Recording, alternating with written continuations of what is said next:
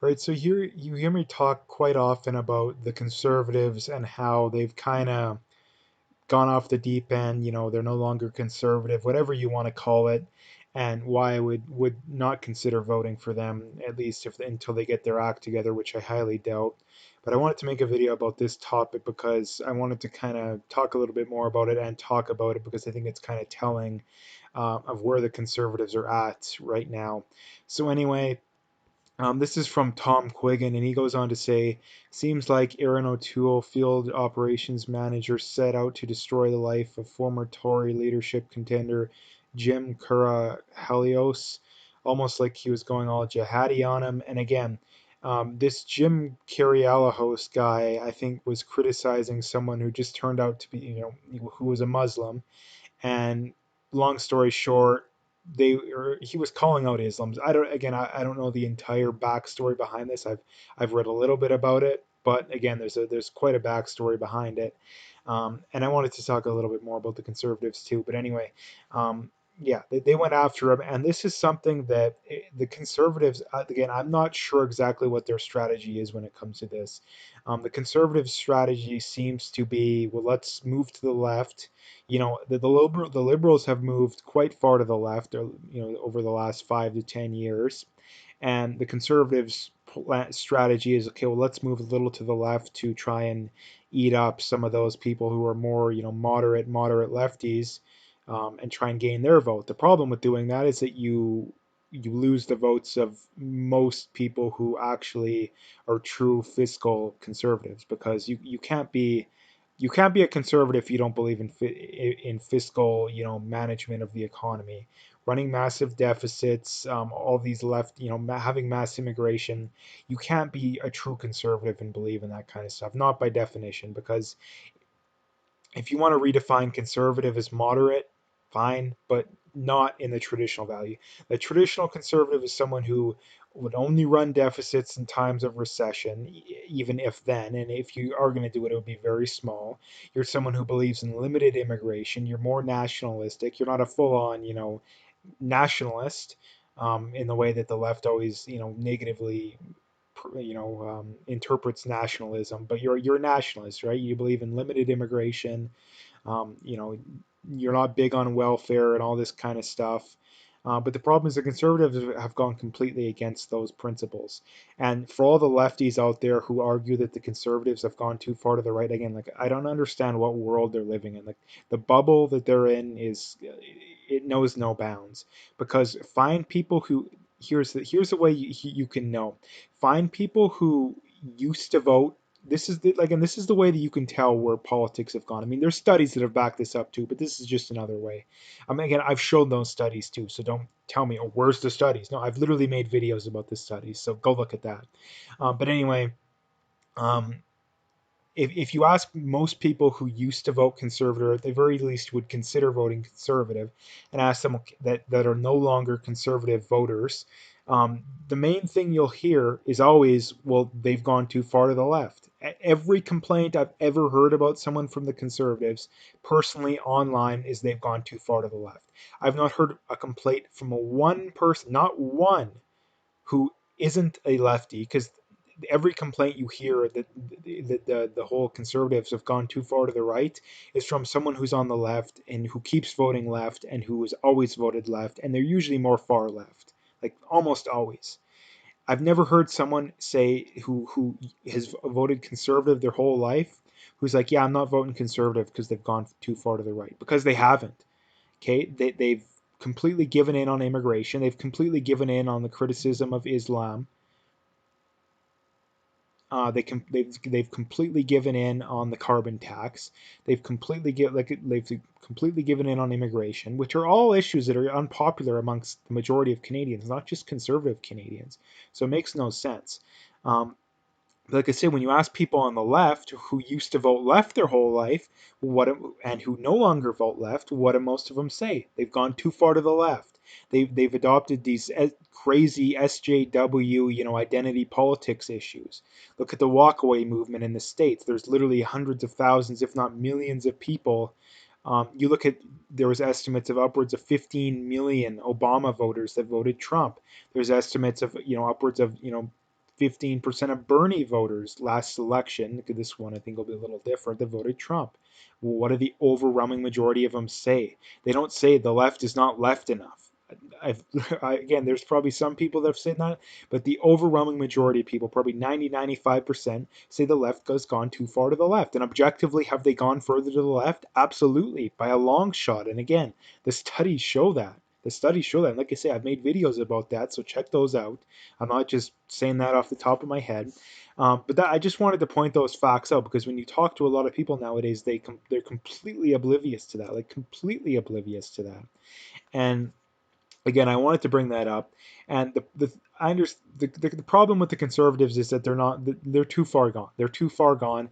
I think an ideal situation would be either, ideal situation would be Wexit, which is a whole other issue in and of itself, or the PPC can gain ground, which I kind of doubt. I think Wexit's more realistic than PPC, but I think they're both long shots.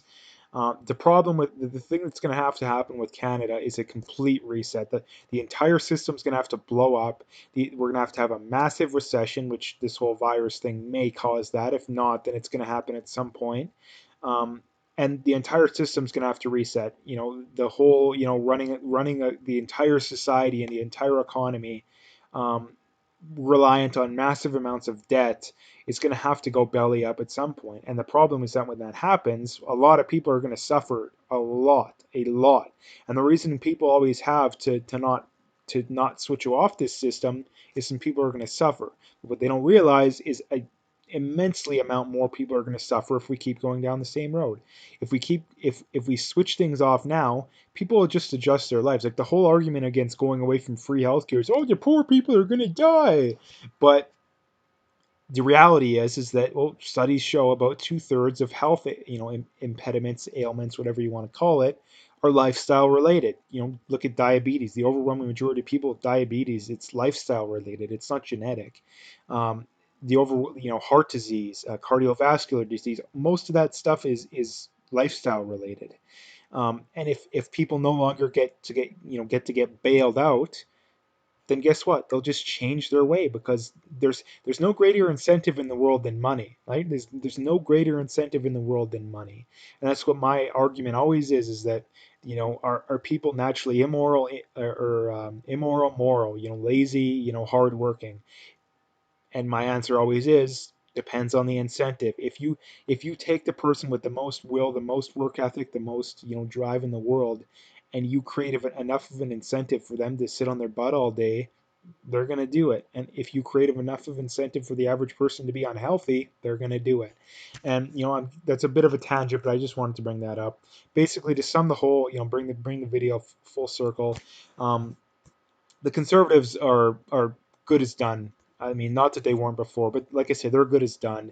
The whole issue with Islam in Canada, especially amongst people on the right, the overwhelming majority of people would agree. Immigration should be limited. Prior to the Liberals raising the immigration levels to 350,000 a year, less than 10% of people wanted it raised. Less than 10%, and that's the country as a whole. That's not just amongst conservatives. We're talking maybe 5% of conservatives, even less than that wanted that. But yet the conservatives still don't want to take a hard stand on that. The overwhelming majority of conservatives don't want a carbon tax, but yet they refuse to want to run someone who wants to completely abolish the carbon tax. Like I say, these issues are like I say, it doesn't make a whole lot of sense. And that's the reason why I say the Conservative Party is too far gone. Because if they had any shred of dignity, of will, any whatever you want to call it, they would be against that kind of stuff. They would agree, but they don't, and because of that, they're done. They're done. Canada's only hope is, like I say, well, I mean, if you're in the area, Wexit, and or PPC. But like I say, I think they're both very big long shots. Wexit really shouldn't be a long shot because in reality, pretty much everybody should support a Wexit, right? Because, and I'll give you the reason why. If you're on the right, there's no reason you shouldn't support a Wexit movement. Absolutely no reason. If you're on the left, you should support it too, because if you're on the left, the goal is to get government as big as possible. And one of the problems with that, I mean, it hasn't been as much of a fight as it should be. But in Canada, the only thing stopping from Canada from going full socialist is the fact that Alberta, Saskatchewan, parts of Manitoba, BC are staunch conservative areas. Well, if Alberta and Saskatchewan left Canada, guess what? All these lefties, you could have your socialist utopia again. And so why wouldn't you want that? Why would you? I thought you want your socialist utopia. I thought you want all these things.